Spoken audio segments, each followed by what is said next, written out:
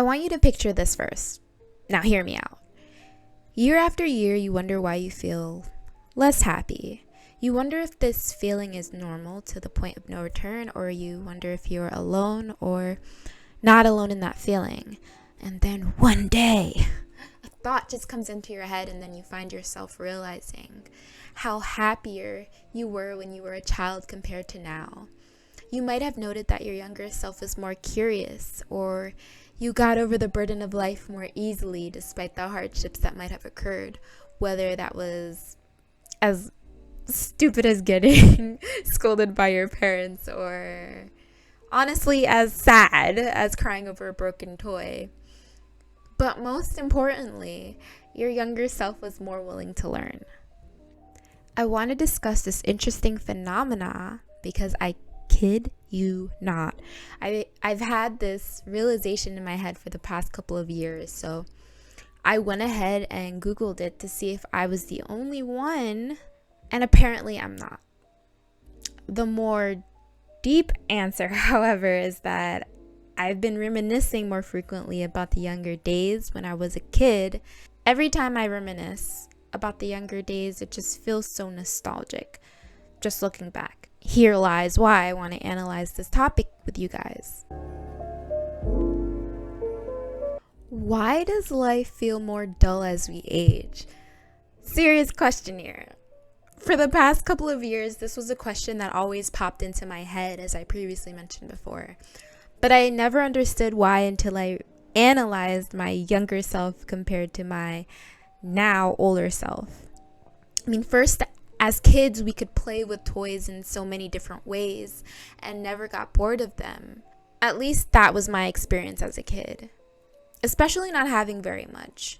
It seemed like everything that I had was viewed as precious. But I find that as we grow older and obtain more stuff, it comes to bring temporary happiness for the first couple of days, and then it becomes just another thing in the collection of things we have.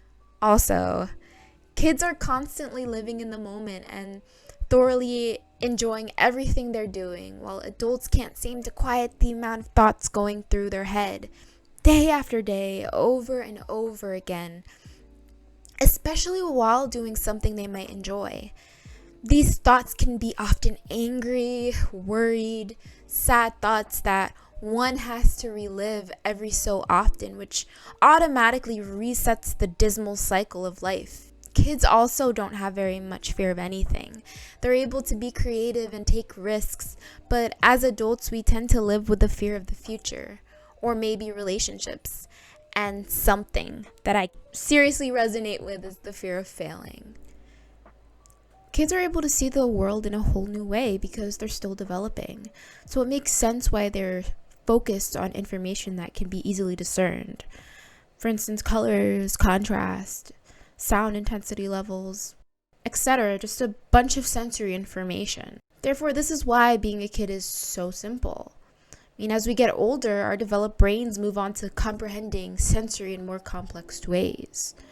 Instead of looking at a painting and thinking, oh wow, the colors are so bright, you try to find the meaning in the painting. You have an artistic ability to sense good art, instead of just admiring how bright the colors appear, or another thing, how loud something sounds.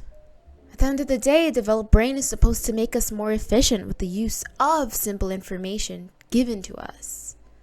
Personally, my thoughts on the concept of a developed brain, which I said before, allows us to use simple information and make it more complex, could definitely work against us. We try to find meaning in everything. We try to make sense of the world around us. We do it all the time through religion, through life, through relationships. It can almost drive us insane. It means that life isn't so simple anymore. It almost seems like getting older is a sham.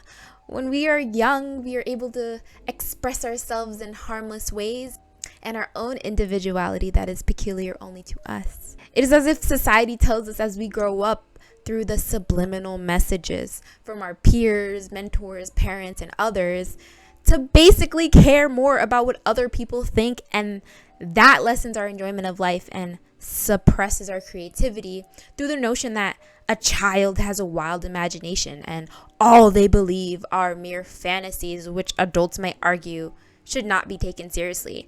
Now it feels harder to trust ourselves because of how shaped we are by society, thereby making us feel less happy in the process. Doesn't it almost feel like something special within us when we were kids was stolen? I certainly can't speak for everyone else, but I strongly feel this way. Now, as a whole, we've forgotten how to entertain ourselves, how to play, and how to imagine.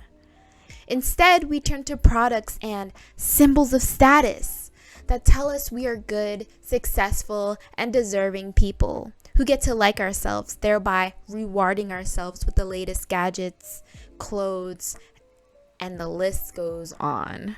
Now we turn to our own personal social media for validation, or perhaps we are always at dismay seeing the highlights of everyone's lives on social media because everyone posts all the same exact things. Happy relationships, happy achievements, happy lives, over and over and over again. And oh my God.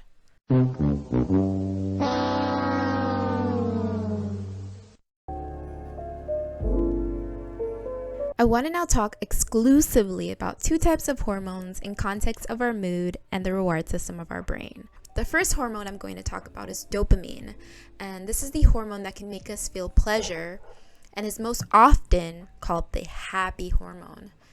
Dopamine is basically a chemical neurotransmitter that's released from our brain and acts as a messenger that sends messages all throughout the nervous system. People usually think that dopamine is released upon receiving a reward, but that's actually false. It's actually released from the anticipation of receiving a reward. And what's actually super interesting is that our bodies will produce more dopamine when the unpredictability of the anticipation increases. For instance, a study showed that a monkey that was given a treat every single time produced a generous amount of dopamine. But when receiving a treat in an unpredictable sequence, then the monkey's dopamine increased. Obviously, because the monkey couldn't predict when they would receive the treat. See, monkeys and humans' brains work in similar ways. In the context of buying products online, you don't get the product right away, so there lies the anticipation of having to wait, which thereby increases the amount of dopamine, our happy hormone. A study showed that 76% of people in the US, 72% of people in the UK, 73% of people in Brazil, and 82% of people in China say that they are more excited when they order and receive purchases online than when they actually buy things in store. So the second hormone I'm going to talk about is serotonin, which is another happy hormone. And it functions similarly to dopamine as a messenger that carries a signal within the network of our nervous system and functions within regulating our mood.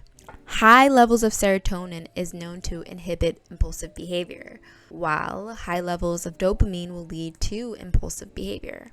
This makes sense in context, right? Producing dopamine at the anticipation of an event has to rise exceedingly high to even go through with an action that might be seen as impulsive or even lead to addicting behavior, like shopping. Let's consider this graph. It was proposed by some researchers from a 2005 paper called Pursuing Happiness: The Architecture of Sustainable Change.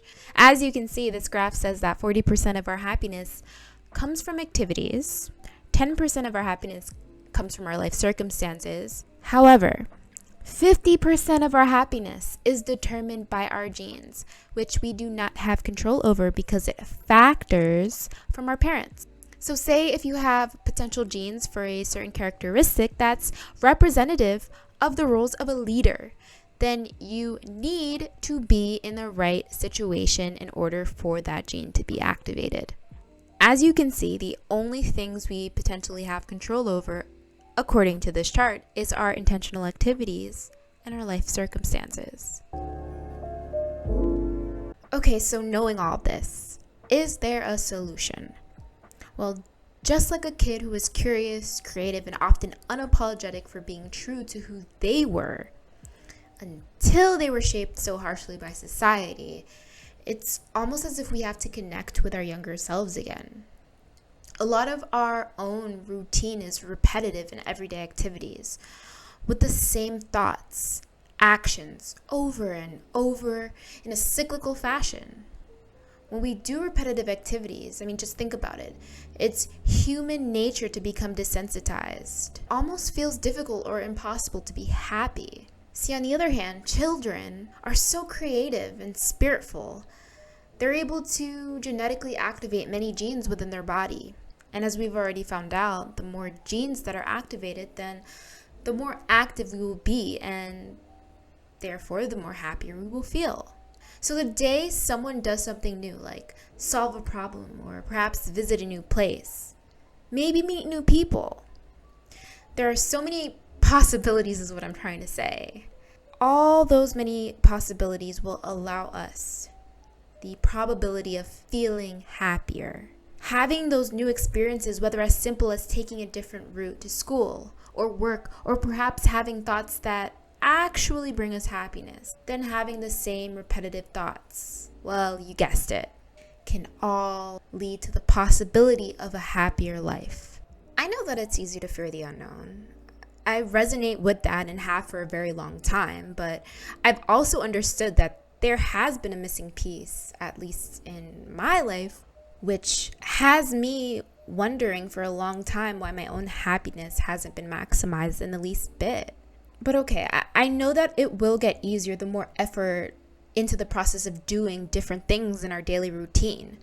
Not because we seek to obsess over that feeling of wanting to feel good all the time, but because part of us still yearns to find meaning in exploration, curiosity, and that creativeness which had been robbed from us by society, and something we wish to genuinely have once again.